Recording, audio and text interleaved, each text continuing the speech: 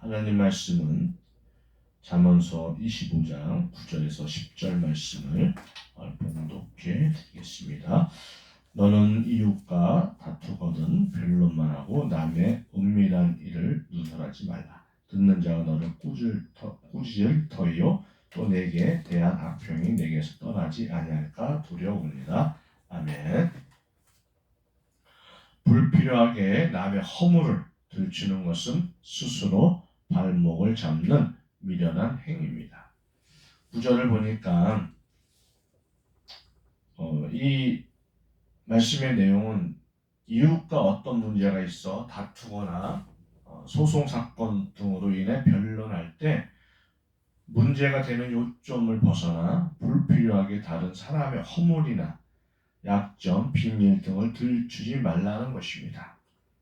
이러한 말씀은 가까울 때는 간이라도 내어줄 것처럼 행동하다가 일단 무엇인가 뒤틀려버리면 언제 그립냐는 듯이 안면을 바꾸고 남보다 더한 악행을 일삼는 사람들의 완악한 마음을 지적하는 말씀입니다. 실제로 세상 사람들은 물론 성도들 가운데서도 어떤 다툼이 있을 경우 자신도 모르게 이러한 행동을 하는 경우가 적지 않습니다. 그렇게 함으로써 상황을 자신에게 유리하게 만들 수 있다고 생각하는 것입니다. 하지만 이것은 결코 그 자신에게 유익을 주지 못하며 오히려 해가 되고 죄가 될 뿐입니다. 따라서 우리는 어떠한 경우에도 이러한 어리석은 행위를 하지 말아야 됩니다. 왜 그렇게 하지 말아야 되냐면 힘든 거예요, 서로 간에. 자, 여러분이 누군가와 비밀을 갖고 있다고 할 때 그 비밀을 폭로하게 되면 둘 다 곤란한 처지에 빠지게 되는 경우를 한번 생각해 봅시다. 그런데 그 둘 중에 다툼이 일어나게 되었고 그래서 한 사람이 곤란을 당하게 되면 그 사람은 나 죽게 되었으니 너도 죽자는 식으로 나오게 될 것입니다. 그러니 다툴 일이 있으면 그 비밀이 밝혀지지 않도록 어쩔 수 없이 그 사람을 도와야 하는 것입니다. 이런 일들이 이 세상에서 비일비재합니다. 예를 들어서 경찰관들이 비리를 저질렀을 때 생각해 봅시다. 여러 업주들에게 뇌물을 받고 경찰들이 봐주는 것입니다. 그런데 업주가 결국 어떤 이유에서든지 경찰에 잡히게 되면 검사 앞에서 자신들을 봐주었던 경찰들을 폭로하게 된다면 그것은 같이 죽는 셈이 되는 것입니다. 요즘에 영화에서도 많이 나오죠. 그죠? 정치인들에게 또 경제인들도 뭐 그렇고 헌납하잖아요. 돈을. 그죠? 그럼 어떻게 해요? 청탁받은 경제인은 또 정치인에게 돈을 후원금을 줍니다. 그리고 그분들이 또 장부에 다 일일이 기재해놔요. 그리고 이것을 폭로한다고 하잖아요. 그래, 너 나 안 도와줘? 나 어려울 때? 정치인들에게 이야기하잖아요. 경제인들이. 나 안 도와줘? 알았어. 그럼 같이 죽자. 응? 같이 죽어. 자멸해. 이렇게 이야기하는 경우도 있습니다. 뭐 TV에 시사도 그렇고 또 뉴스에서도 나오고 그런 것들이 비일비재하잖아요. 그래요. 약점을 잡히면 어쩔 수가 없는 거예요. 그래서 어떻게 해요? 약점이 잡혔으니까 그냥 용인해야 돼. 허물을 덮어줘야 되는 거예요. 끝까지 가야 된다는 것입니다. 그래서 서로 다툴 일이 있으면 둘 사이에서만 다투면 안 됩니다.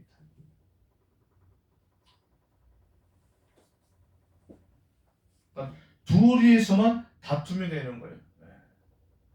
싸울 일이 있으면 이 싸우는 일 가지고 전체적으로 누설이 되면 안 된다는 거죠.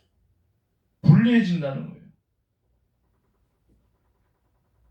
그 이야기를 지금 성경에서 말씀하고 있는 것입니다. 그럼 이 이유를 좀 더 자세히 살펴보면 다음과 같습니다. 성경적으로 첫째, 문제 논점을 벗어난 이야기는 자신이 주장하고자 하는 논리의 정당성을 입증하는데 아무 도움이 되지 않기 때문입니다. 논리학에서는 이를 논점 일탈의 오류 가운데 하나에 해당하는 사람의 논증이라고 부르고 있습니다. 즉 논지의 옳고 그름은 아무런 상관도 없는 상대의 인격이나 사상 혹은 품행이나 과거의 행적 등을 거론함으로써 자신이 주장하는 바를 관철시키는 것입니다. 예컨대 상대의 주장에 대해 그 주장 자체가 옳고 그른지는 따지지 않고 무조건 네가 초등학교 문턱에도 못 나왔다는 것은 세상이 다 아는 일인데 그런 너의 이야기를 누가 믿겠느냐 하는 식으로 대응하는 것입니다. 하지만 이런 이신국 동력성의 이야기는 논점과 상관없는 것으로 자기 주장의 정당성을 입증하는데 전혀 도움이 되지 않을 뿐 아니라 오히려 자기의 비열한 인격을 드러냄으로써 불리하게 작용할 뿐입니다. 지금도 대선주자 보세요. 와이프들, 영부인 될 사람을 가지고 흠집을 내잖아요. 이게 문제예요. 인격 공격을 하는 거예요. 인신 공격을 하는 거예요. 인신 공격. 그건 옳지 않다는 것이죠. 둘째, 이처럼 논점을 벗어난 이야기를 함으로써 쓸데없이 많은 사람들을 적으로 만들기 때문입니다. 즉, 논증을 위해 어쩔 수 없이 다른 사람의 사적인 문제에 대해 언급하는 것은 이해할 수 있지만 그렇지 않은데도 불필요하게 다른 사람의 약점이나 비밀 등을 누설하게 되면 오히려 많은 사람들의 분노를 사게 된다는 것입니다. 그렇기에 솔로몬은 10절에서는 듣는 자가 너를 꾸짖을 터이요 또 수욕이 내게서 떠나지 아니할까 두려우니라고 경고하고 있는 것입니다. 그렇잖아요. 경선 때도 봐요. 그죠? 네. 여당이나 야당이나 경선 때 서로 허물을 덮어주는 것이 아니라 꺼내잖아요. 약점을 드러내잖아요. 공격하잖아요. 옛날에 과거지사 이러지 않았느냐. 그런 이야기들을 계속 하잖아요. 인신 공격을. 그건 아름답지가 못하는 거예요. 또 칭찬할 때 칭찬하고 잘못한 것에 대해서는 또 이야기하고 이런 서로 간에 당근과 책찍이 함께 해야 되는데 경선 때 보세요. 얼마나 무섭습니까? 살기만 하잖아요. 서로 그냥 이기겠다는 그런 거 하나 때문에 다 드러내죠. 모르는 것들이 다 드러나잖아요. 그죠? 국민들이 알지 못했던 모든 비밀이 경선을 통해서 다 드러나잖아요. 저 양반이 저랬어? 라고 금시초문인데 하고 다 알게 되는 거예요. 그건 안 된다는 겁니다. 셋째는 다른 사람의 허물을 들추는 것 자체가 복음에 어긋나는 행동이기 때문입니다. 다시 말하면 사랑은 허물을 덮는 것일진데 이렇게 쓸데없이 다른 사람의 약점이나 허물을 들춘다면 이는 일반적인 윤리뿐 아니라 무엇보다 하나님의 뜻을 정면으로 거스르는 행위가 된다는 것입니다. 더구나 주님께서는 너희의 헤아리는 그 헤아림으로 너희가 헤아림을 받을 것이니라고 말씀하셨습니다. 따라서 이렇게 쓸데없이 다른 사람의 허물을 들추고 다니는 성도는 마지막 때 주님의 엄한 책망을 들을 수밖에 없습니다. 그러므로 성도 여러분, 우리는 이 상을 통해 어떤 다툼이 있을 경우 불필요하게 다른 사람의 약점이나 허물을 들추는 것은 오히려 자신의 발목을 잡는 어리석은 행위임을 알아야겠습니다. 그리하여 아무리 긴박한 경우에도 논지에서 벗어난 이야기는 삼가하고 문제의 핵심만을 짚어감으로써 다툼을 승리로 이끌도록 해야겠습니다. 또한 평소에도 가급적 이웃의 허물에 대해서는 입을 무겁게 하는 대신 덕스럽고 아름다운 말과 행동으로 많은 영혼들에게 하나님의 사랑을 증거하는 자들이 되어야 하겠습니다. 시편 101편 5절에 보면 그 이웃을 극히 허는 자를 내가 멸할 것이 눈이 높고 마음이 교만한 자를 내가 용납치 아니하리로다. 잠언서 11장 9절에는 사특한 자는 입으로 그 이웃을 망하게 하여도 의인은 지식으로 말미암아 구원을 얻느니라고 말씀하고 있는 것입니다. 어떻게 해요? 우리는 말을 조심합니다. 항상 말을 조심합니다.